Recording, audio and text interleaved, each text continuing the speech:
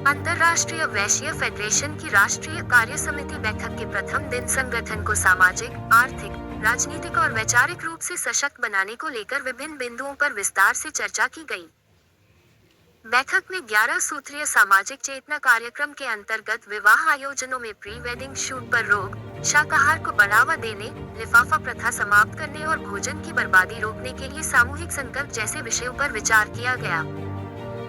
इसके साथ ही युवा व्यापारियों को संगठन से जोड़ने के लिए IVF व्यापारी ऐप, महिला एवं युवा सशक्तिकरण, समाज की राजनीतिक भागीदारी, सदस्यता विस्तार तथा संगठन को जमीनी स्तर पर मजबूत करने की रणनीतियों पर मंथन हुआ। कार्यक्रम की अध्यक्षता अशोक अग्रवाल व श्रीराम जन्मभूमि तीर्थ क्षेत्र के महासचिव चंपत राय मुख्य अतिथि के रूप में उपस्थित रहे। श्रीराम जन्मभूमि तीर्थ क्षेत्र के महासचिव चंपत राय ने कहा कि राष्ट्रीय कार्य समिति का अयोध्या में आयोजन होना अपने आप में महत्वपूर्ण है, क्योंकि यह भूमि भारतीय आस्था, संस्कृति और मूल्यों का प्रतीक है।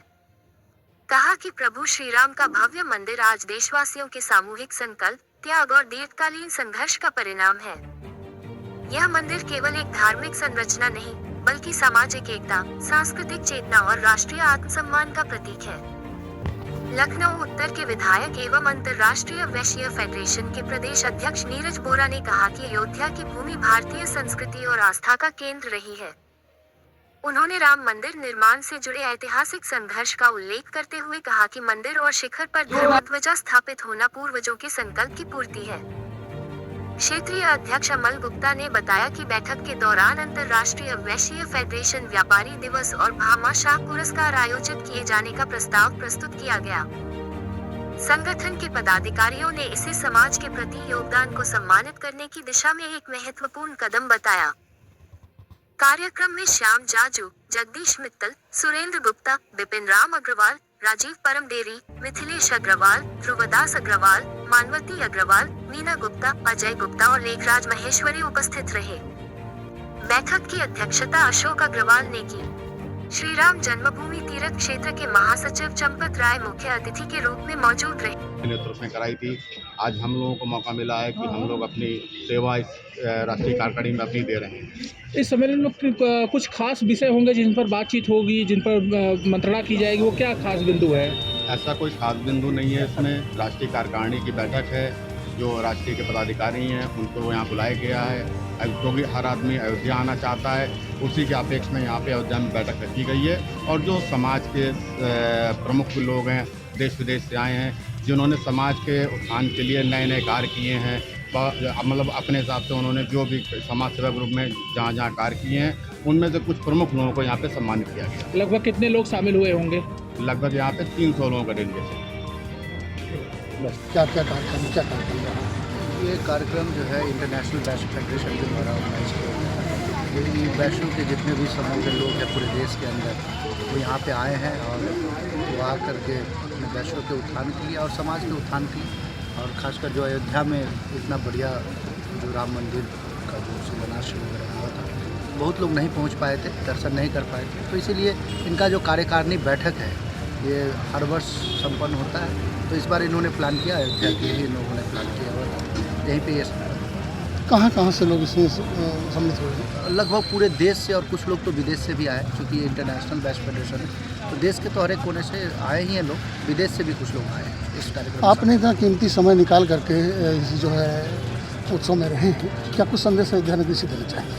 देखिए, अयोध्या नगरी तो अपने आप में संदेशपूर्ण है और प्रभु श्री राम की धरती है। यहाँ लोग आशीर्वाद लेने के लिए आते हैं और जितना खूबसूरत अयोध्या बन रहा है, हम सब लोगों को बढ़ चढ़ के इसमें हिस्सा लेना चाहिए। और जो भी लोग अभी तक नहीं पहुँच पाए, अयोध्या पहुँच कर जो हमारे आराध्य श्री राम है उनका दर्शन करना चाहिए। इस समय निकाल करके आपने उत्सव में जो है सहभागी बने हैं, क्या कुछ कहना चाहेंगे? ये अंतर्राष्ट्रीय वैश्य संगठन है, इसकी कार्य समिति की आज यहाँ बैठक और जो है वर्कशॉप चल रहा है, कार्यशाला यहाँ चल रहा है। तो इसमें हम लोग भी बिहार से भाग लेने आए हैं और जो है एक सोशल वर्क है, अंतर्राष्ट्रीय लेवल पे सोशल वर्क है, सबको इसमें भाग लेना चाहिए।